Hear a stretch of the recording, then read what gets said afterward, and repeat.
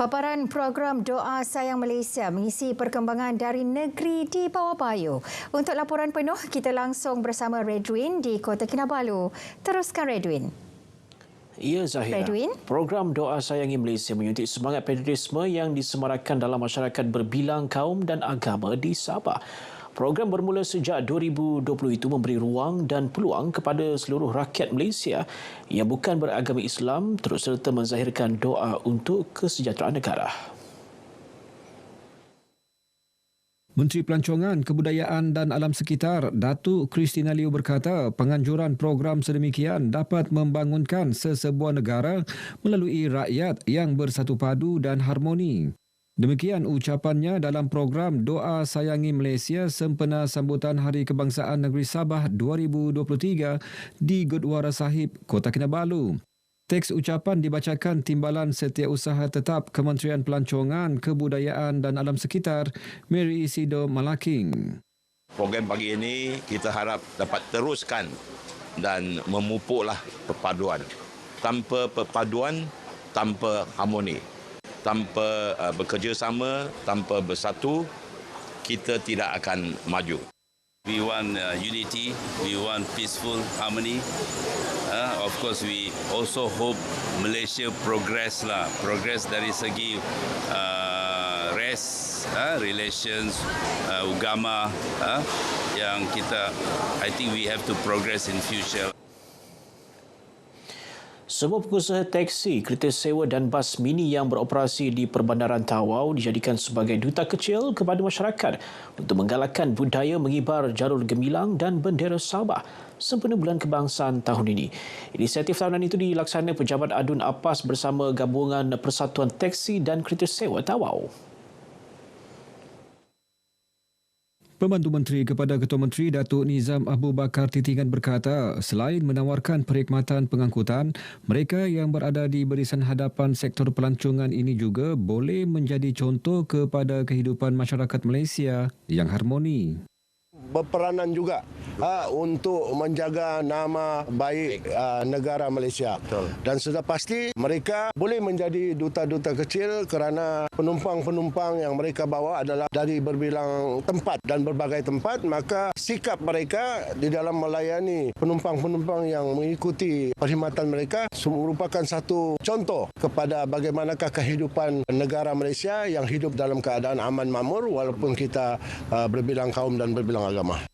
Beliau yang juga adu napas berkata demikian kepada pemberita selepas mengagihkan 1,000 jalur gemilang dan bendera Sabah kepada Gabungan Persatuan Teksi dan Kereta Sewa Tawau di tapak stesen bas Sabindo Square di Tawau.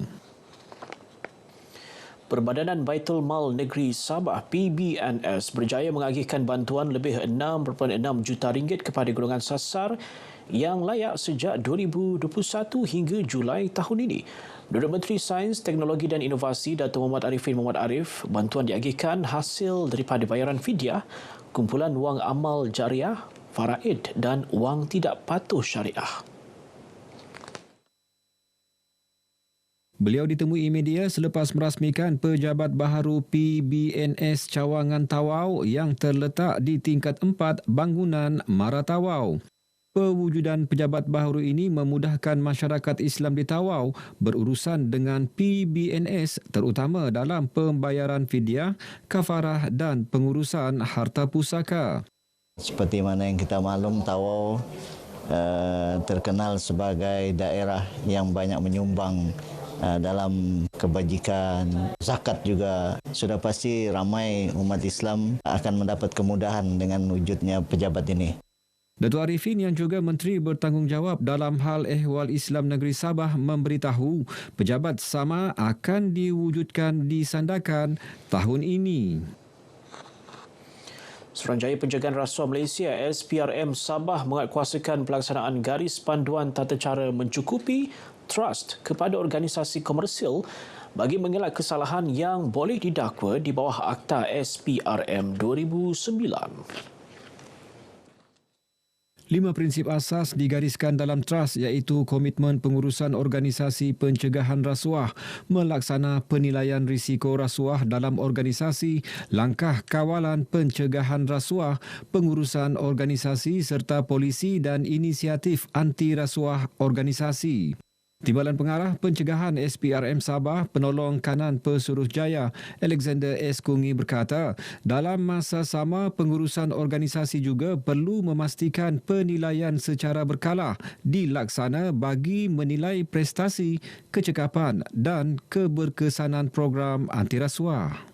Prinsip di mana untuk tata cara yang mencukupi untuk mengelak daripada berlakunya jenayah rasuah di organisasi komersial, di mana dia kena melalui daripada top management dia, lepas tu dia kena ambil tindakan-tindakan yang perlu untuk mengelakkan berlakunya jenayah rasuah di organisasi komersial yang berkaitan. Alexander berkata demikian selepas menjadi tetamu dalam slot Kita Cerita Kita Kongsi di Konti Sabah FM, Kota Kinabalu. Lebih setahun, Dewan Bandaraya Kota Kinabalu di BKK melancarkan garis panduan kebun komuniti Bandaraya Kota Kinabalu bagi April 2022 bagi menyokong dasar kebun komuniti bandar DKKB, Kementerian Perumahan dan Kerajaan Tempatan KKTP. Ia terus mengalami evolusi sesuai keperluan dan kehendak semasa masyarakat. Digerakkan secara intensif ke arah memperkasa komuniti bandar, mengoptimumkan ruang persekitaran untuk aktiviti perkebunan. Ikuti perkongsian wartawan Sahira Samain. BKK mula melaksana kebun komuniti bandar pada 2 April 2022. Setakat ini, 9 kebun komuniti bandar berdaftar wujud sekitar Bandaraya Kota Kinabalu, antaranya di Kuartus A dan B Jabatan Landscape di BKK, Pejabat Nursery Likas, Rukun Tetangga Taman Sembilan Sembulan, JKDB Taman Sembilan Sembulan, Grass Court Sembulan dan Taska Stella Maris Tanjung Aru.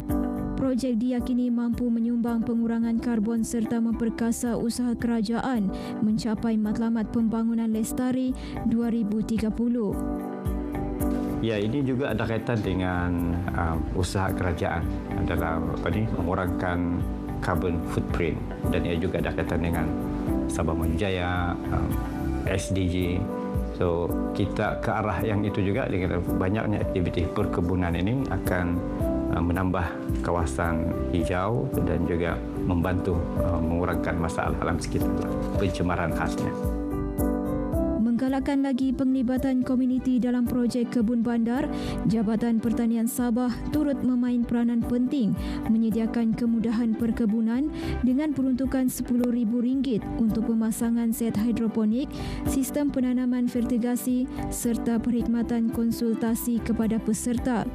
Terlibat sama Fakulti Pertanian Universiti Malaysia Sabah UMS dalam aspek perkongsian kepakaran dan bantuan teknikal. Setakat ini RM10,000 itu adalah kos permulaan dan itu adalah bantuan daripada Jabatan Pertanian. Tapi pada masa yang sama juga di peringkat DBKK kita sentiasa membantu diorang dan memberikan bantuan-bantuan kecil seperti baja-baja, penyediaan tanah hitam. Keseluruhannya, kebun bandar memanfaatkan komuniti bukan sahaja aspek mempertahankan kelestarian alam sekitar, malah secara tidak langsung meningkatkan kesihatan sebagai aktiviti rekreasi selain meluaskan lagi jaringan sosial. Dengan ini kita juga dapat selain daripada melestarikan projek perkebun dalam bandar ini under kerajaan, kita juga dapat menilaikan konsep kesepaduan dan kesatuan maupun perpaduan lah di dalam kalangan penduduk kampung ni yang ada. Kita buat ni kebun bandar ni kan. Nah, jadi kita betul-betul banyak manfaat lah kita dapat ni. Selain dia mengurangkan kita punya kos sara hidup, kita dapat belajar juga lah banyak pasal pertanian kan. Kebun komuniti sangat membantu rakyat-rakyat ataupun penduduk-penduduk di sini, terutama memang meringankan dia orang punya beban kos seri rumah, dan kedua kita bersihkan tempat yang begitu dulu di sini hutan, dan kami pun rasa ini adalah kita punya tanggungjawab. Saya rasa ini sangat bermanfaat kerana ini kebun, ini tumbuhan sama dia semua natural. Saya syukur kepada Tuhan kasih kita tanah begitu bagus untuk kita tanam tumbuh-tumbuhan. Saya rasa saya pun sangat menggalakkan ini urban farming. Kenapa kita banyak tanah? Setiap program pembangunan hijau memerlukan evolusi dengan penekanan aspek inovasi dan reka bentuk alam sekitar berdasarkan kualiti standard. Ia penting bagi mencapai matlamatnya dalam usaha melestarikan alam sekitar. Sahira Samain, RTM. Baik, sekian perkembangan berita dari negeri di bawah bayu dan terus ikuti kami dalam berita wilayah. Ini kembali bersama dengan Zahira untuk lebih banyak perkembangan semasa dalam negara. Silakan Zahira. Terima kasih Redwin langsung dari Kota Kinabalu, Sabah.